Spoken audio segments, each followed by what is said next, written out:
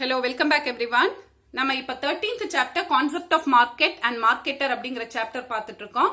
அதுல லாஸ்ட் வீடியோல market அப்படினா என்னன்னு பார்த்தோம். அது போக classification of marketsல ரெண்டு விதமான classification பார்த்திருந்தோம். இந்த வீடியோல நம்ம மீதி இருக்கிற classifications பார்த்திரலாம். அதுல first நம்ம பார்க்க போறது on the basis of economics, perfect market and imperfect market. இது வந்து ஒரு 5 mark question, ரொம்ப important 5 mark question. ஆனா படிக்கிறது ரொம்ப ஈஸி தான். On the basis of economics, we have perfect market and imperfect market. இப்போ ஒரு மார்க்கெட்டை நம்ம எப்ப perfect market அப்படின்னு சொல்றோம்னா, இதுல பாருங்க 5 கண்டிஷன்ஸ் கொடுத்துருக்காங்க. இந்த 5 கண்டிஷன் சாட்டிஸ்ஃபை ஆனா அது வந்து perfect market. இப்போ அது என்னென்ன அப்படிங்கிறது பார்த்துருவோம். A market is said to be a perfect market if it satisfies the following conditions. First point, large number of buyers and sellers are there. பையர்ஸும் லார்ஜ் நம்பர்ல இருப்பாங்க, செல்லர்ஸும் லார்ஜ் நம்பர்ல இருப்பாங்க. அப்படி இருந்தா அது பெர்ஃபெக்ட் மார்க்கெட்.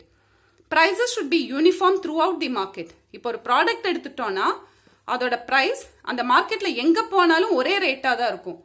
ஒவ்வொரு இடத்துல ஒவ்வொரு ரேட்டுக்கு விற்க மாட்டாங்க, எல்லா இடத்துலயும் ஒரே ரேட்டுக்கு விற்பாங்க. So prices will be uniform. Buyers and sellers have a perfect knowledge of market.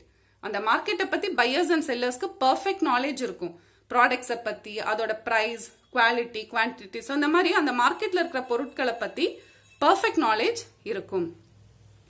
Goods can be move from one place to another without restrictions. Goods ஒரு இடத்துல இருந்து இன்னொரு இடத்துக்கு ஈஸியா மூவ் பண்ணிக்கலாம், எந்த விதமான தடையும் இல்ல. The goods are identical or homogeneous. Identical or homogeneous அப்படின்னா ஒரே மாதிரி இருந்தா அதை வந்து நம்ம ஐடென்டிக்கல் அப்படின்னு சொல்றோம். ஸோ கூட்ஸ் பார்த்தீங்கன்னா டிப்பிக்கலி ஒரே மாதிரி இருக்கும், அதை நம்மளால டிஃபரன்ஷியேட் பண்ண முடியாது. ஸோ இந்த 5 கண்டிஷன் சாட்டிஸ்ஃபை ஆனா அது வந்து பெர்ஃபெக்ட் மார்க்கெட். இப்போ பெர்ஃபெக்ட் மார்க்கெட் அப்படிங்கிறது ஒரு ரேர் கான்செப்ட் தான் சொல்லும். இதை வந்து நம்ம அந்த அளவுக்கு ரியல் லைஃப்ல பார்க்க முடியாது. வேணும்னா ஒரு எக்ஸாம்பிளுக்கு அக்ரிகல்ச்சரல் மார்க்கெட்டை வேணா எக்ஸாம்பிளா சொல்லலாம். ஏன்னா அக்ரிகல்ச்சரல் மார்க்கெட்ஸ் எடுத்துட்டோம் அப்படின்னா ஏறத்தாழ இந்த 5 கண்டிஷன்ஸும் அங்க இருக்கும். ஸோ அதை வேணும் அப்படின்னா ஒரு எக்ஸாம்பிளா சொல்லலாம். Next is imperfect market. எப்போ ஒரு மார்க்கெட் இம்பர்ஃபெக்ட் அப்படின்னு சொல்றோம்னா இந்த 4 கண்டிஷன் சாட்டிஸ்ஃபை ஆனா அது imperfect market. A market is said to be imperfect when products are similar but not identical. Perfect marketல நம்ம என்ன பார்த்தோம்? Goods are identical. ஆனா இங்க goods identical கிடையாது, but they are similar. அப்படின்னா என்ன மீனிங்? அதோட ஃபீச்சர்ஸ், கேரக்டரிஸ்டிக்ஸ், ட்ரைட்ஸ் எல்லாம் ஏறத்தாழ ஒரே மாதிரி இருக்கும். ஆனா அப்படியே டிப்பிக்கலி பாக்குறதுக்கு ஒரே மாதிரி இருக்குன்னு நம்ம சொல்ல முடியாது. சிமிலர் அப்படின்னா ஃபீச்சர்ஸ் எல்லாம் ஒரே மாதிரி இருக்கும், ஆனா ஐடென்டிக்கல் இல்ல. அப்படின்னா பாக்குறதுக்கு ஒரே மாதிரி, எக்ஸாக்டா ஒரே மாதிரி இருக்காது. ஃபார் எக்ஸாம்பிள் சொல்லணும் அப்படின்னா வேணும்னா பெப்சி அண்ட் கோகோ கோலா எடுக்கலாம். ஒரே மாதிரி ஃபீச்சர்ஸ் தான், ஆனா டிப்பிக்கலி ஒரே மாதிரி நம்ம சொல்ல முடியாது. ஸோ இங்க வந்து they are similar but not identical. Prices are not uniform. ஒவ்வொரு இடத்துல ஒவ்வொரு விலைக்கு விற்பாங்க, ஒரே விலைக்கு விற்கிறது இல்ல. There is lack of communication. Buyers and செல்லர்ஸ்குள்ள தொடர்பு இருக்காது, கம்யூனிகேஷன் இருக்காது. There are restrictions on the movement of goods. Goods ஒரு இடத்துல இருந்து இன்னொரு இடத்துக்கு ஈஸியா மூவ் பண்ண முடியாது, அதுல சில ரெஸ்ட்ரிக்ஷன்ஸ் இருக்கும். ஸோ இந்த 4 கண்டிஷன்ஸ் ஃபுல்ஃபில் ஆனா அது வந்து இம்பர்ஃபெக்ட் மார்க்கெட். இது வந்து ஒரு 5 மார்க் கொஸ்டின், நீங்க ரொம்ப ஈஸியா படிக்கலாம் இது. நெக்ஸ்ட், ஸோ அந்த பேசிஸ் ஆஃப் எக்கனாமிக்ஸ் என்னென்ன பார்த்தோம்? Perfect market, imperfect market. Next, on the basis of transaction, spot market, future market. இப்ப ஸ்பாட் மார்க்கெட் அப்படின்னா ஒரு டிரான்சாக்ஷன் நடக்கிறப்போ இமீடியட்டா கேஷை கொடுத்து ப்ராடக்டை டெலிவர் பண்ணா அது வந்து ஸ்பாட் மார்க்கெட். அதாவது பையர் அப்பவே ஆன் த ஸ்பாட்டே கேஷை வந்து செல்லருக்கு கொடுப்பாரு, செல்லர் இமீடியட்லி அந்த கூட்ஸை வந்து பையருக்கு டெலிவர் பண்ணுவாரு. அப்படி இருந்தா அது வந்து spot market. In such markets goods are exchange and the physical delivery of goods takes place immediately. கேஷும் இமீடியட்டா கொடுத்துருவாங்க, கூட்ஸையும் இமீடியட்டா எக்ஸ்சேஞ்ச் பண்ணுவாங்க. அந்த ஸ்பாட்லேயே வந்து அதை எக்ஸ்சேஞ்ச் பண்ணிடுவாங்க, ஸ்பாட்லேயே டிரான்சாக்ஷனை செட்டில் பண்ணிடுவாங்க. அதுதான் spot market. Next is future market. Future market அப்படின்னா கான்ட்ராக்ட் போடுவாங்க, இப்பவே கான்ட்ராக்ட் போட்டுருவாங்க, பிரைஸ் எவ்வளோ அப்படின்னு ஃபிக்ஸ் பண்ணி கான்ட்ராக்டை இப்பவே போடுவாங்க. ஆனா ஃபியூச்சர்ல ஒரு டேட்ல தான் பணத்தை கொடுத்து கூட்ஸை டெலிவர் பண்ணுவாங்க. அதுதான் ஃபியூச்சர் மார்க்கெட். ஃபார் எக்ஸாம்பிள் ஒரு ப்ராடக்ட்டுக்கு பிரைஸை இப்பவே ஃபிக்ஸ் பண்ணி கான்ட்ராக்ட் போட்டுருவாங்க. ஆனா 2 or 3 months கழிச்சு தான் அந்த பணத்தை கொடுத்து அந்த ப்ராடக்ட்டை டெலிவர் பண்ணுவாங்க. அது வந்து future market. In such markets contracts are made over the price for future delivery. So contract இப்பவே போட்டுருவாங்க, பிரைஸ் எவ்வளோ அப்படின்னு ஃபிக்ஸ் பண்ணி கான்ட்ராக்ட் இப்பவே போடுவாங்க. ஆனா கூட்ஸ் எப்போ டெலிவர் பண்ணுவாங்க? In a future date. The dealing and settlement takes place on different dates. Dealing இப்ப ஃபிக்ஸ் பண்ணாலும் செட்டில்மெண்ட் வந்து ஃபியூச்சர்ல தான் நடக்கும். அது வந்து future market. Next, on the basis of regulation. On the basis of regulation we have, so on the basis of transaction என்னென்ன பார்த்தோம்? spot market, future market. On the basis of regulation, regulated market, unregulated market. இதுல regulated market அப்படிங்கிறது ஒரு 2 mark question. regulated market, regulated இந்த வேர்டை வச்சு நம்ம சொல்லலாம். இங்க நிறைய ரூல்ஸ் அண்ட் ரெகுலேஷன்ஸ் இருக்கு. கவர்மெண்ட் நிறைய ரூல்ஸ் அண்ட் ரெகுலேஷன்ஸ் வச்சிருக்காங்க. ஸோ அந்த ரூல்ஸ் அண்ட் ரெகுலேஷன்ஸ் படி தான் இந்த மார்க்கெட்ஸ் வந்து ஃபங்க்ஷன் ஆகும். இங்க வந்து பிரைஸ் வந்து பையர்ஸ் அண்ட் செல்லர்ஸ் சேர்ந்து ஃபிக்ஸ் பண்றது இல்ல. அங்க கவர்மெண்ட் ஃபிக்ஸ் பண்ற பிரைஸ் படி தான் இங்க வந்து ப்ராடக்ட்ஸை வாங்கவும் விற்கவும் செய்யறாங்க. இதுக்கு வந்து பாத்தீங்கன்னா நிறைய ஸ்டாட்யூட்டரி மெஷர்ஸ் மூலமா இந்த மாதிரியான மார்க்கெட்ஸை கண்ட்ரோல் பண்ணி ரெகுலேட் பண்றாங்க. அதுதான் ரெகுலேட்டட் மார்க்கெட். இங்க எதுக்காக இவ்வளவு ரெகுலேஷன்ஸ் அப்படின்னா எந்த விதமான அன்ஃபேர் ட்ரேட் பிராக்டிசஸும் இங்க ஃபாலோ பண்ணக்கூடாது அப்படிங்கறதுக்காக தான் இங்க வந்து நிறைய ரெகுலேஷன்ஸ் வச்சிருக்காங்க. இங்க வந்து கவர்மெண்டோட கண்காணிப்புல தான் இந்த மாதிரி மார்க்கெட்ஸ் வந்து ஃபங்க்ஷன் ஆகும். These are types of markets which are organized, controlled and regulated by statutory measures. Statutory measures அப்படின்னா சட்டப்பூர்வமான நடவடிக்கைகள் மூலமா தான் இதை ஆர்கனைஸ் பண்ணி கண்ட்ரோல் பண்ணி ரெகுலேட் பண்றாங்க. Example, stock exchanges of Mumbai, Chennai, Kolkata etcetera. இது வந்து ஒரு 2 mark question. Next, unregulated market. இதோட ஆப்போசிட். இது வந்து ஒரு ஃப்ரீ மார்க்கெட் அப்படின்னு சொல்லலாம். இங்க எந்த விதமான ரூல்ஸ் அண்ட் ரெகுலேஷன்ஸும் கிடையாது. பையர்ஸ் அண்ட் செல்லர்ஸ் சேர்ந்து அவங்க இஷ்டப்படி தான் அந்த ப்ராடக்டோட பிரைஸ், குவாலிட்டி, குவான்டிட்டி இதெல்லாமே அவங்க தான் டிசைட் பண்ணுவாங்க. இங்க வந்து யூசுவலி பிரைஸ் வந்து டிமாண்ட் அண்ட் சப்ளை பேஸ் பண்ணி தான் பிரைஸை வந்து ஃபிக்ஸ் பண்ணுவாங்க. A market which is not regulated by statutory measures is called unregulated market. So சட்டப்பூர்வமா எந்த நடவடிக்கைகள் மூலமாவும் இந்த மார்க்கெட்டை வந்து ஒழுங்குபடுத்துறது கிடையாது. This is a free market where there is no control with regard to price, quality, commission, etc.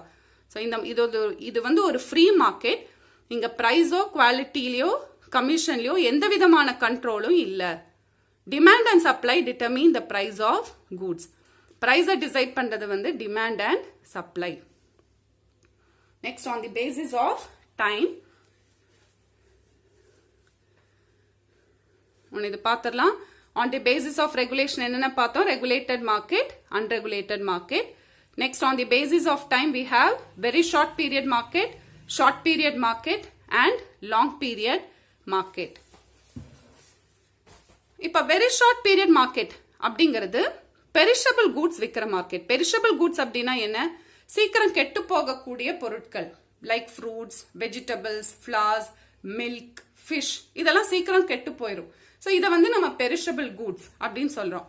So இந்த மாதிரி perishable goods விற்கிற market தான் வெரி ஷார்ட் பீரியட் மார்க்கெட்.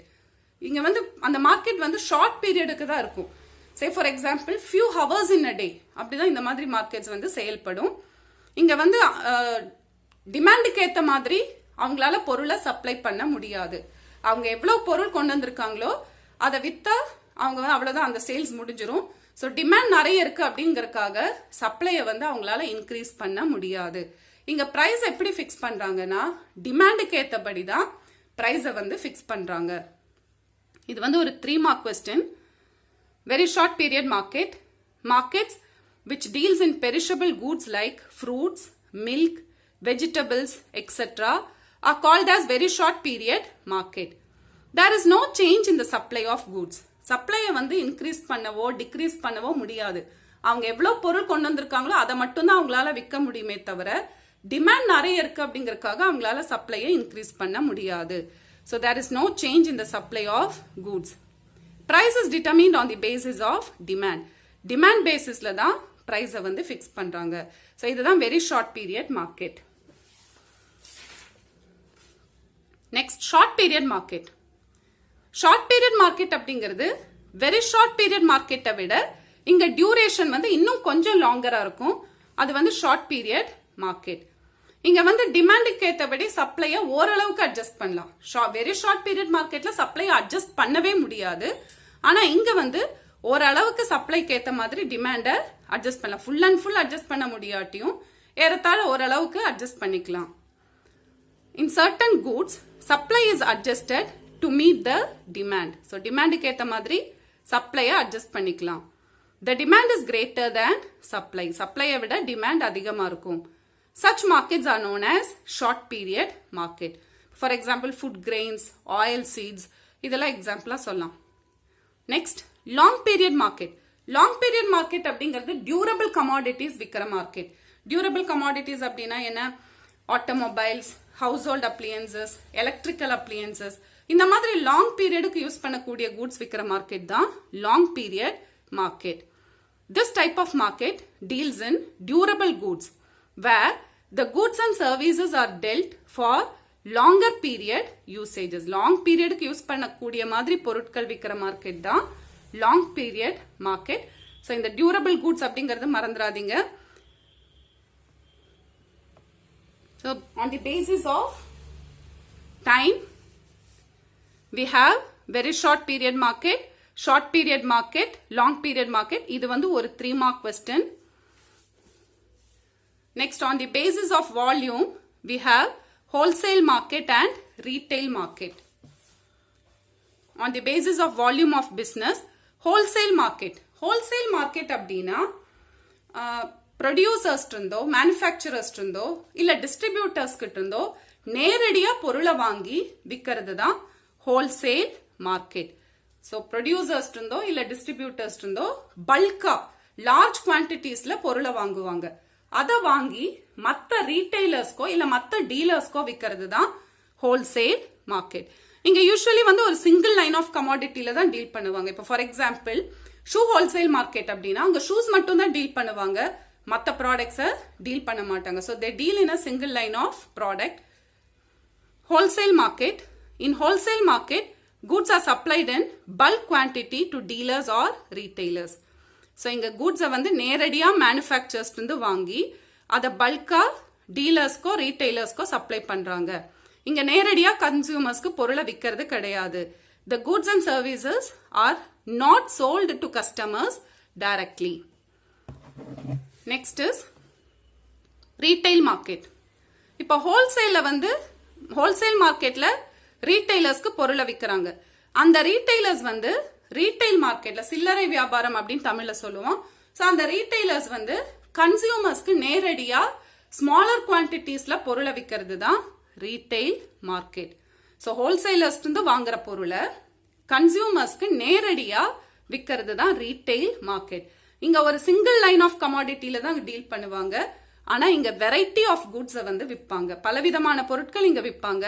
அதுதான் retail market. In retail market, the goods are purchased from the producer or wholesaler and sold to customers in small quantities by retailers. So இங்க நேரடியா கஸ்டமர்ஸ்க்கு அந்த பொருளை smaller quantitiesல விக்கிறது தான் retail market. Next, on the basis of importance,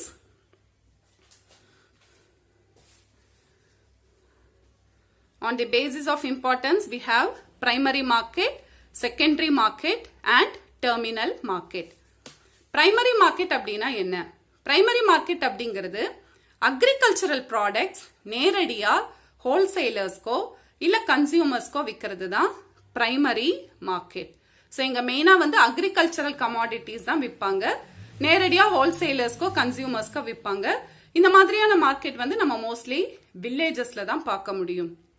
The primary producers of farm sell their output or products through this type of markets to wholesalers or consumers.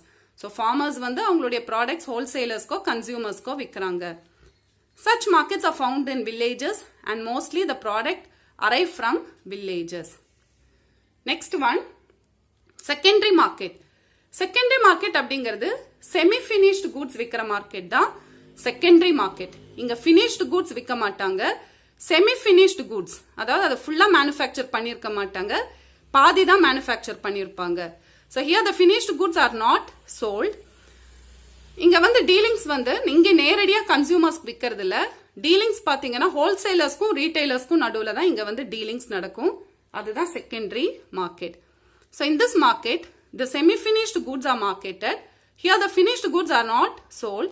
The commodities arrive from other markets. மத்த மார்க்கெட்ல இருந்து இங்க கொண்டு வந்து விக்கிறாங்க.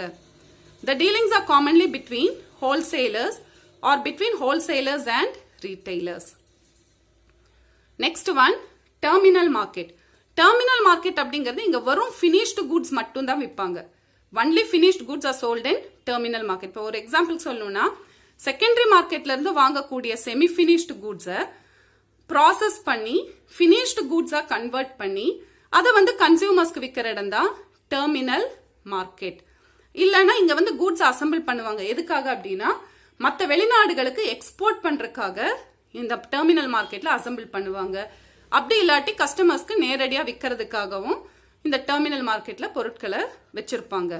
இந்த மாதிரி terminal market வந்து பாத்தீங்கன்னா மெட்ரோபாலிட்டன் சிட்டிஸ்ல தான் நம்ம பார்க்க முடியும். லைக் சென்னை, மும்பை, பெங்களூர், இந்த மாதிரியான மெட்ரோபாலிட்டன் டவுன்ஸ்ல தான் இந்த மாதிரி டெர்மினல் மார்க்கெட்டை பார்க்க முடியும்.